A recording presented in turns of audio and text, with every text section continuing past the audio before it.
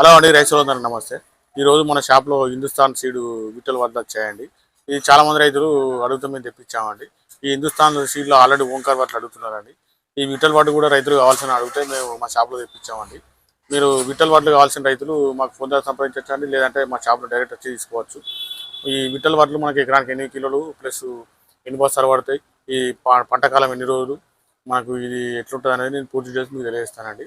ప్రధానంగా రైతులు చూసుకుంటే విట్టల వడ్లు కావాల్సిన వాళ్ళు మమ్మల్ని సంప్రదించాలని మేము కోరుతున్నామండి.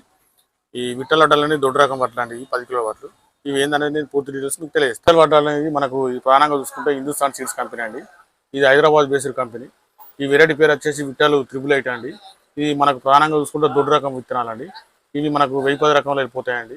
ఇది పంటకాలం వచ్చేసి 120 నుంచి 120 రోజులకు మనకు పంటకాలం అండి. ఇది మనకు ప్రధానంగా చూసుకుంటే ఎకరానికి 2 ప్యాకెట్లు పడతాయండి. ఈ విట్టలు 888 వెరైటీ. ఇది చాలా మంది రైతులు మమ్మల్ని అడుగుతాం, మేము తెప్పించామండి.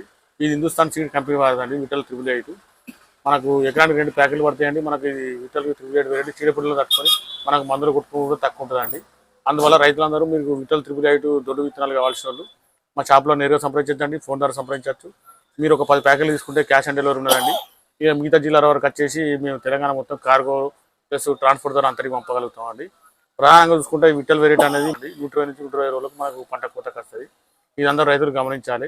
ఈ 10 కిలో వడ్లు వచ్చేసి మనకు పూసలు తక్కువ నాటేసుకోవాలండి. అంతేకాకుండా మనకు నెల రోజుల లోపు నాటేసుకోవాలి. కావాల్సిన వాళ్ళు మా షాప్లో సంప్రదించాలని మేము కోరుతున్నామండి. మా ఛానల్ సబ్స్క్రైబ్ చేయండి, లైక్ చేయండి, షేర్ చేయండి.